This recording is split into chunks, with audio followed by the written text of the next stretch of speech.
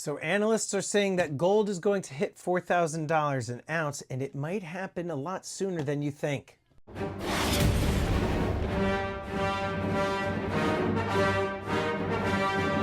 How you doing, everybody? Welcome to Empire Precious Metals. Thanks so much for watching. Today I wanted to talk about one of my favorite topics, and that is gold.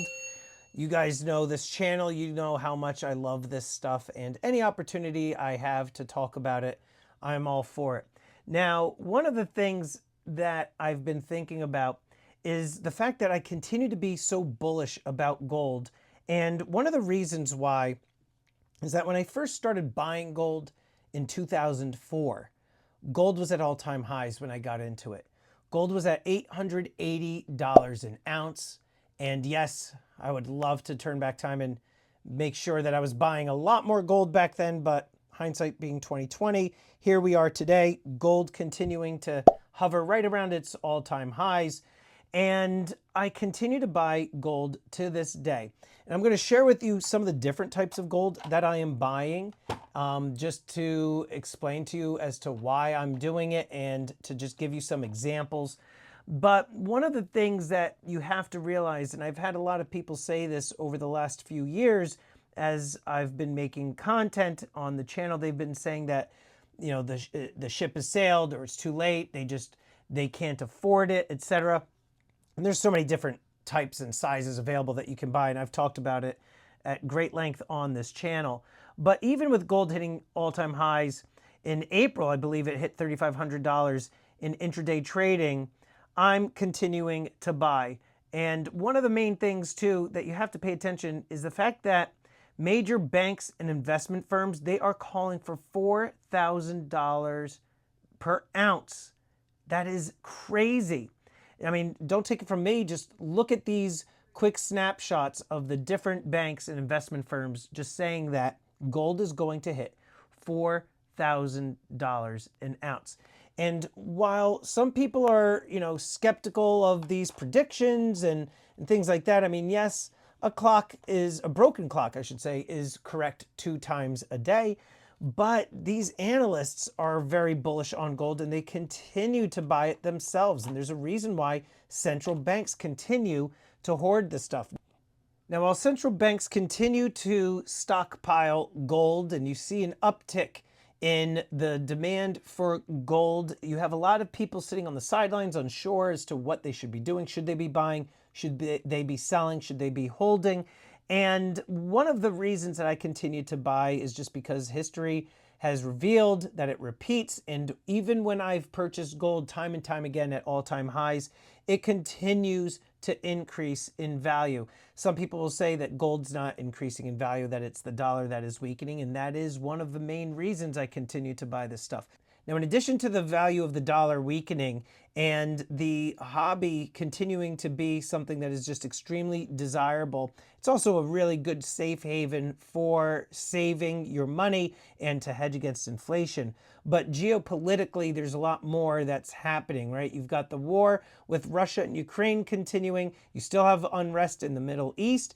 And here domestically in the United States on January 20th, President Trump signed an executive order, and it was called Unleashing Alaska's Extraordinary Resource Potential. And it reads that the state of Alaska holds an abundant and largely untapped supply of natural resources, including and among others, energy, mineral, timber, and seafood. So President Trump indicated that he wants to develop Alaska's resources to the fullest extent possible. Now, the executive order, it directs U.S. policy to fully avail itself of Alaska's vast lands and resources for the benefit of the nation. So as you can see in this graph, gold stocks have a tremendous gap to close compared with other gold spot price, which has soared. And I am bullish on the gold stock sector right now. Now, Bank of America's chief investment officer is predicting a weaker dollar cycle, as you can see in the chart. And with that, with no debt and approximately $2.96 million in cash and cash equivalents as of March 31st, 2025, and a project in Alaska, the sponsor of today's video is US Goldmining, trading on the NASDAQ with the ticker symbol USGO. Now, the stock was trading as of June 6th, some 40% below its all-time high. At its April 2023 IPO, gold was worth $1,930 an ounce. And now gold is trading at an all-time high, yet USGO's share price is still around its IPO price, down 40% from its all-time high. And their flagship Whistler Gold Copper Silver project includes 3 gold deposits with combined estimated mineral resources of 6.5 million ounces of gold equivalent in the indicated category, plus an additional 4.2 million gold equivalent ounces in the inferred category. Now, one shareholder owns 80% of the company, so this is a very unique scenario. The most critical development, in my personal opinion, and a potential value driver comes from the Trump administration's attitude towards Alaska. Now, this is Mike Dunleavy, governor of Alaska with President Trump. And this picture here is the CEO of US Goldmining Inc. on their Whistler project in Alaska. Tim Smith, the CEO, he came to US Goldmining from Newmont, which is a 100-year-old gold producer, one of the largest gold mining companies in the world. He also worked for Kaminak, which discovered the coffee deposit in the Yukon and advanced the resource until Goldcorp acquired it for 520 million Canadian dollars, one of the most significant buyouts of the past decade. The CEO of US Goldmining Inc. was part of the team that sold the coffee gold deposit owned by Kaminak to Goldcorp for 520 million Canadian dollars in 2016. And while we are talking about different projects where outcomes could be different, this is the reason he was recruited to become CEO of USGO, so that he can utilize his skill set and work towards similar goals for US gold mining. Now, with gold recently at $3,400 an ounce, the best performing major asset class in 2025 so far, and with Trump's massive executive order for the benefit of the state of Alaska, with one major corporate shareholder owning 80% of USGO stock, and with the CEO that is fit for this role, do your own homework on USGO, trading on the NASDAQ. Now, those reasons are just a few of the reasons as to why I am bullish on gold, right? We've got weakening dollar. We've got all these different potential opportunities that are happening here in the United States. You've got the geopolitical turmoil. You still have wars in the Middle East and with Ukraine and Russia. And there's also talk about a housing crisis. You've got a lot of homeowners trying to sell their homes and not as many buyers available to buy those homes. There's so many different things that are happening right now that is causing the price of gold to continue to rise. So what types of gold coins am I buying and stacking? Well, those of you familiar with the channel know that this was a tube of gold buffaloes, and I sold some because I had some major renovations that were being done on the home. So this tube of 20 now sits at 16. I've been able to add 3 more buffaloes back to the stack. I'm trying to get this herd back to full force. So this once was 20. I need to make sure I get to that 20. So I've got 4 left to go. So buffaloes is on the list. Also, right here, sitting in these boxes, you've got the gold Mercury and the gold SLQ commemorative coins. This one is the Mercury. You can kind of see that there. The other one is the SLQ, which I'll take out in just a second. But I've owned this set, I think now 3 times, maybe even 4. 24 karat gold, very limited mintage. There's 3 in this set. The Mercury, which I just showed you, which is a 1/10 ounce of gold. And then you've got the SLQ, the Standing Liberty Quarter commemorative gold coin, which I will show you right now. Also just very beautiful. This is a 1/4 ounce of gold.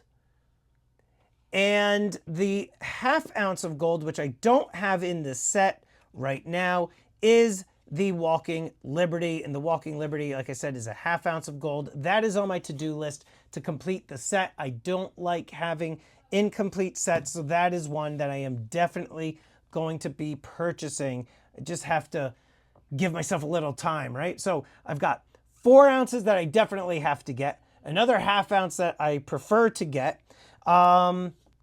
If there's any really big hype coins that the US Mint puts out, like I was talking about in a recent video, the Superman coin, this coin here, the flowing hair, this type of coin, if they put out something else like this that gets a lot of hype, I probably would be buying something like that. I've been saying time and time again on this channel, if they do a 1 ounce peace dollar or a 1 ounce Morgan dollar in gold, oh my goodness, you're going to have people going absolutely crazy for those. So anything else like this, like a hype piece, I'll call it a hype piece from the US Mint, I'm definitely going to be picking up, okay? So that I don't know. You know, their product schedule changes all the time, so I can't say with certainty as to what pieces I'm going to get.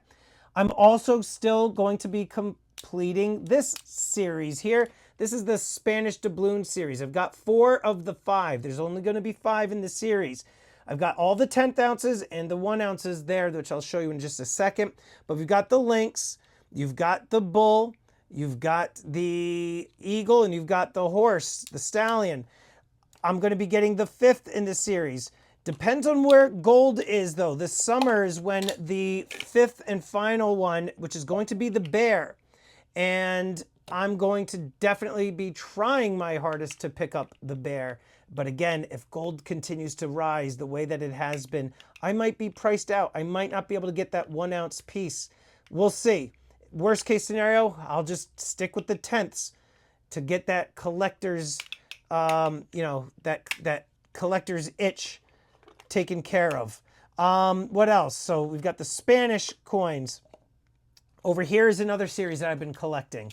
May I also, while I'm talking about the series, can I suggest to you guys, if you are going to start collecting gold coins in a series and you're a type of person that wants to complete the series, I highly recommend doing 10th ounce or 1/4 ounce sizes for this reason in particular.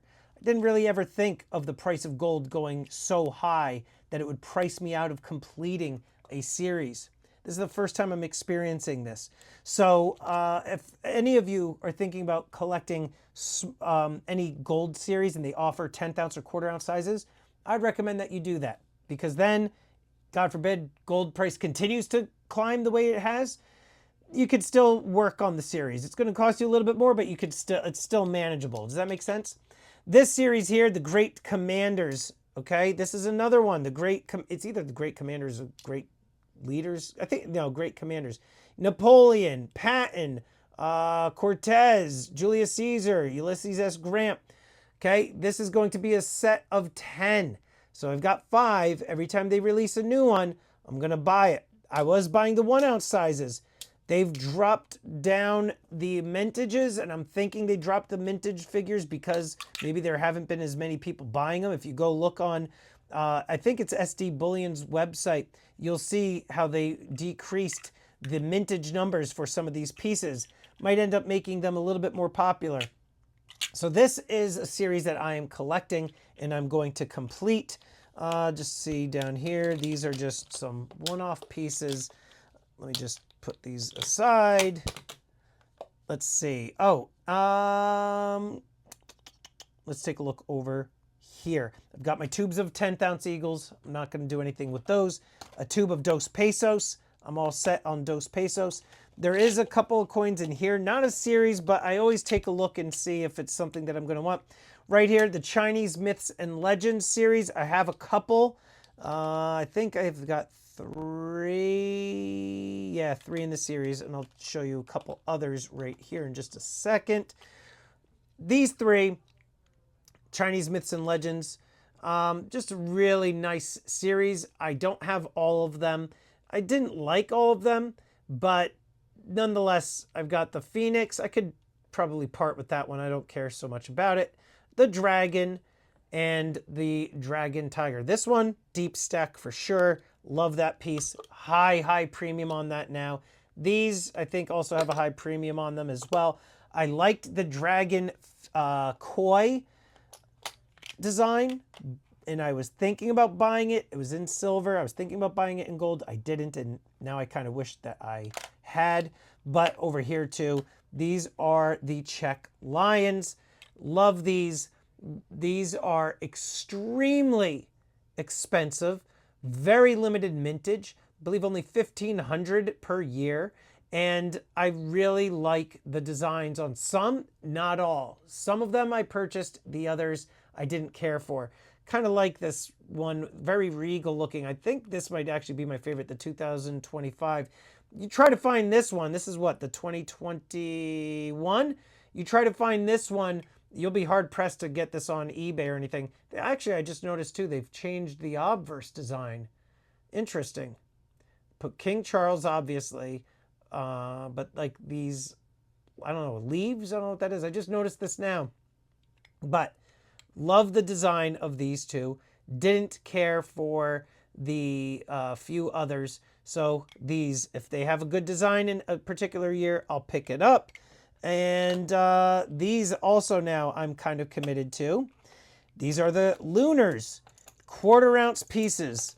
And same reason I said to you earlier for collecting, try to stick with like 1/10 or 1/4 ounce pieces, is because if the price of gold continues to climb, you could still collect and still, feel like you're doing something awesome for your hobby and collecting the pieces that you want without really breaking the bank. That's one of the best things about gold and gold coins, is that your money is still here. It's not like it's gone. You're just shifting the form from fiat to gold. And then also the kookaburras. I love the kookaburras. I've got another one that's waiting for me to pick it up at my mailbox. But the kookaburras, very, very good series. Very high premium if you go on eBay and take a look. I mean, these really appreciate in value. Highly recommend if you could get into the series that you do so. But those essentially, these series, so we got the Lunars, the Spanish doubloons, the leaders or the great commanders, those 3 series I'm definitely going to continue with, or 4 series I should say, just to complete them and continue on with them. No telling as to when they'll stop at the kookaburras. It might just go on and on, who knows. And I mean, eventually I guess I'll buy some more pre-33. I've got a whole bunch of pre-33 slabbed gold here. There might be some pieces that I really, really like that I'm going to want to pick up. But as you can see, I've been bitten by the gold bug, and I continue to stack and I continue to buy, and I will continue to do so.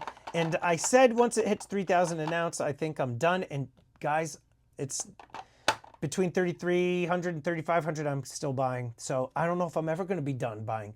Anyway, guys, in the comments below, let me know, is there any type of gold that you are still buying? If so, what? And if you thought this video was helpful and informative, let me know, and I will see you guys on the next one.